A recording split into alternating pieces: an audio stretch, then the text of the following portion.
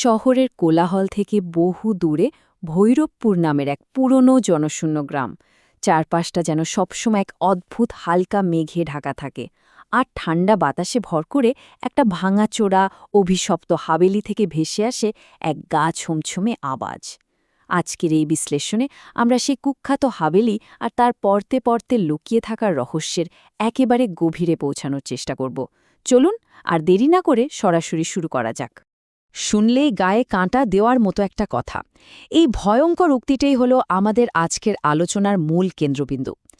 আহাট বা সেই অশুভ পদধ্বনির এক অজানা আতঙ্ক কিভাবে আস্ত একটা গ্রামকে গিলে খেয়েছিল, আজ আমরা মূল তথ্যসূত্র ঘেটে ঠিক সেটাই বিশ্লেষণ করব। এটা কিন্তু কোনো সাধারণ ভূতের গল্প নয়।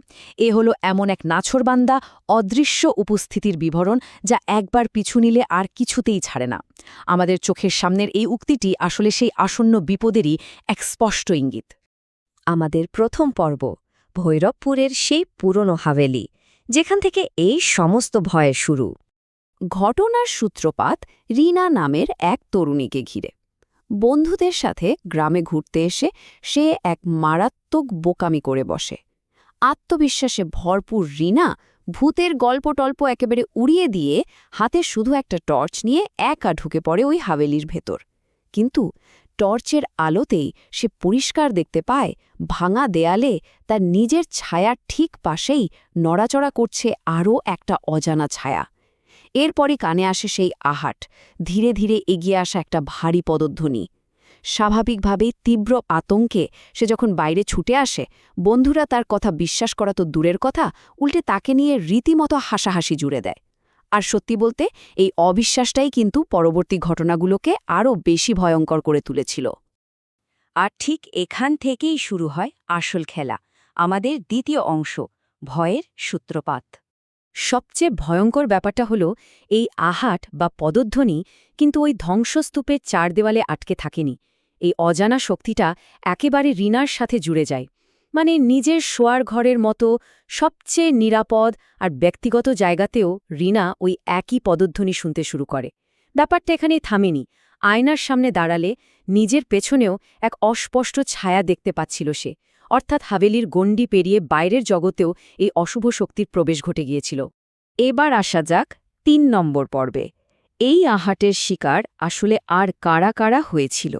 পরপর কয়েক রাতের ঘটনাগুলো একটু খেয়াল করলেই বোঝা যায় কিভাবে এই শক্তিটি আলাদা আলাদা মানুষের কাছে নিজের রূপ পরিবর্তন করে ধরা দিচ্ছিল।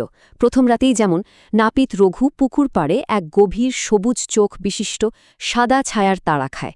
দ্বিতীয় রাতে অনিরুদ্ধ নামের এক বিজ্ঞ শিক্ষকের সমস্ত যুক্তিকে হারিয়ে দেয় ভারী বুট জুতার শব্দ আর কানের কাছে সেই ফিসফিসানি, তুই বাঁচতে পারবি না। এরপর সবিতা, মোহন এবং বাস চালক অমর প্রত্যেকেই এক ভয়ঙ্কর অভিজ্ঞতার মুখোমুখি হয়। পুজোর সময় নিজে থেকে নড়ে ওঠা শিকল, দেয়ালে রক্তের অক্ষরে লেখা সতর্কবার্তা বা ফাঁকা বাসে অস্পষ্ট মুখের যাত্রী, এই প্রতিটি ঘটনায় প্রমাণ করে যে এই আহাট সবার মনের ভয় অনুযায়ী আলাদা আলাদা বিভীষিকা তৈরি করতে পারে। এখানে আমরা খুব স্পষ্ট দুটো বিপরীত ছবি দেখতে পাই। একদিকে আতঙ্কে জমে যাওয়া সাধারণ গ্রামবাসীরা, যারা ভয়ে রাতে ঘর থেকে বের হওয়াই বন্ধ করে দিয়েছে। আর অন্যদিকে রয়েছেন ডিসিপি অরবিন্দ। প্রশাসনের তরফ থেকে পাঠানো এই অফিসার সম্পূর্ণ যুক্তিবাদী একজন মানুষ, যিনি ভূত প্রেত বা অন্ধবিশ্বাসের কথা শুনলেই হেসেই উড়িয়ে দেন। এই পুরো বিষয়টিকে স্রেফ একটা কুসংস্কার প্রমাণ করার জন্যই তিনি তদন্তের দায়িত্ব কাঁধে তুলে নেন। কিন্তু মূল তথ্যসূত্রে এটাই হলো গল্পের সবচেয়ে বড় টার্নিং পয়েন্ট। হাভেলিতে ডিসিপি অরবিন্দ একা পা রাখা মাত্রই তার সমস্ত যুক্তি যেন তাসের ঘরের মতো ভেঙে পড়ে। সিঁড়িতে স্পষ্ট ভারী পদধ্বনি শুনতে পান তিনি।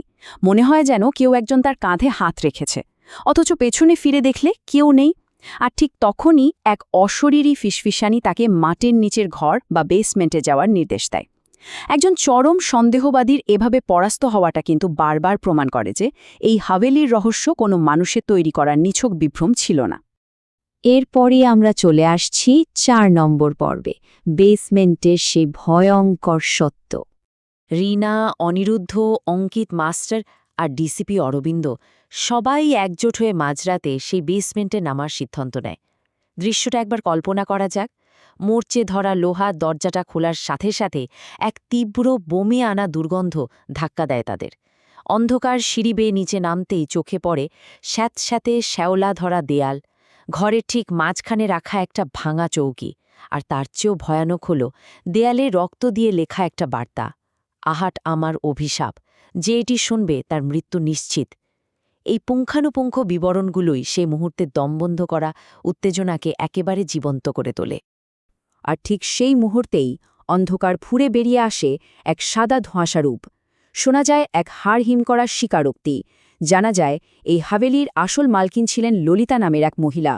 সম্পত্তির লোভে তার নিজের স্বামী আজ থেকে পাক্কা ১০০ বছর আগে তাকে এই অন্ধকার বেসমেন্টের জ্যান্ত কবর দেয়। বাঁচার জন্য তার সেই করুণ আর্তনাদ আর ছটপটিয়ে চলা পদধ্বনি মূলত এই দীর্ঘস্থায়ী অভিশাপে পরিণত হয়েছিল। তবে ললিতার আত্মা শুধু অতীত জানিয়েই থেমে থাকেনি, তার এই অভিশাপ এক ভয়াবহ বিপদের বার্তা দিয়ে যায়। আমার অভিশাপ অনন্ত, সত্য জানার পরেও তোমরা এই আহার থেকে বাঁচতে পারবে না। মানে সত্যিটা জানাটাই যথেষ্ট ছিল না। ললিতার আত্মা গর্জে ওঠে, বেসমেন্টের দেওয়ালগুলো থরথর করে কাঁপতে শুরু করে, ছাদ থেকে মাটি খসে পড়তে থাকে, আর চারপাশের সব জায়গা থেকে সেই পদধ্বনির আওয়াজ ধেয়ে আসতে থাকে। তখন তাদের সামনে একটাই মাত্র লক্ষ্য, কোনো মতে ওখান থেকে প্রাণ বাঁচিয়ে পালানো। আমাদের ৫ নম্বর পর্ব, এক অসম্পূর্ণ সমাপ্তি, বা বলা যেতে পারে একটা ভুল স্বস্তি। কোনো মতে প্রাণে বেঁচে হাভেলির বাইরে আসার পর তারা সবাই মিলে একটা নিখুঁত পরিকল্পনার কথা ভাবে। এই অভিশাপকে চিরতরে শেষ করতে হবে। প্রথম ধাপে ললিতার মর্মান্তিক হত্যার সত্যটা সবার সামনে আনা হয়। এরপর দ্বিতীয় ধাপে সিদ্ধান্ত হয় যে ওই হাভেলিতে আগুন লাগিয়ে দিলে ললিতার চাপা পড়া দেহাবশেষও পুড়ে ছাই হয়ে যাবে, আর তার আত্মার মুক্তি ঘটবে। পরিকল্পনা অনুযায়ী পুরো হাভেলি জ্বালিয়ে দেওয়া হলো। আর তৃতীয় ধাপে গ্রামের শান্তি ফেরাতে পরের দিন সবাই মিলে এক বিশাল পূজার আয়োজন করল। মনে হচ্ছিল বহু বছর পর ভৈরবপুর গ্রামে বুঝি আবার একটা শান্ত, পদধ্বনিবিহীন রাত নেমে এসেছে। কিন্তু এই স্বস্তি খুব একটা দীর্ঘস্থায়ী ছিল না। বেশ কয়েকদিন পরের কথা। রিনা নিজের ঘরে বসে শান্তিতে পড়াশোনা করছিল। হঠাৎ করেই এক দমকা কনকনে ঠান্ডা বাতাস ঘরে ঢুকে পড়ে, আর তারপরই ঘরের এক কোণ থেকে আবারও ভেসে আসে সেই ধীর, একঘেয়ে পদধ্বনির শব্দ, সেই আহাট। এই চরম নাটকীয় মোড়টা আমাদের বুঝিয়ে দেয় যে হাভেলির ইটপাথর হয়তো পুড়ে ছাই হয়ে গেছে, কিন্তু সেই অদৃশ্য অভিশাপটা ঠিক আগের মতোই রয়ে গেছে। আর এই বিষয়টা আমাদের একেবারে শেষ স্লাইডের একটা গভীর ভাবনার মুখে দাঁড় করিয়ে দেয়। ১ শতাব্দীর পুরনো অভিশাপ কি সত্যিই শুধু আগুনে ভস্মীভূত হতে পারে, নাকি এই আহাট একবার যার পিছু নেয় তাকে আর কোনোদিনই ছাড়ে না? এই বিশ্লেষণ থেকে একটা জিনিস খুব পরিষ্কার, আহাট কোনো সাধারণ শব্দ নয়। এটা একটা অদৃশ্য ছায়া যা শিকারের সাথে সাথেই ঘুরে বেড়ায়। এই কাহিনী প্রমাণ করে যে কিছু কিছু রহস্যের বোধহয় কোনো চিরস্থায়ী সমাধানই হয় না। এই শিহরণ জাগানো প্রশ্নটা নিয়েই আজকের বিশ্লেষণ আমরা এখানেই শেষ করছি, কারণ কে জানে, হয়তো অন্ধকারে কোনো অজানা পদধ্বনি অলক্ষ্যে এগিয়ে আসছে।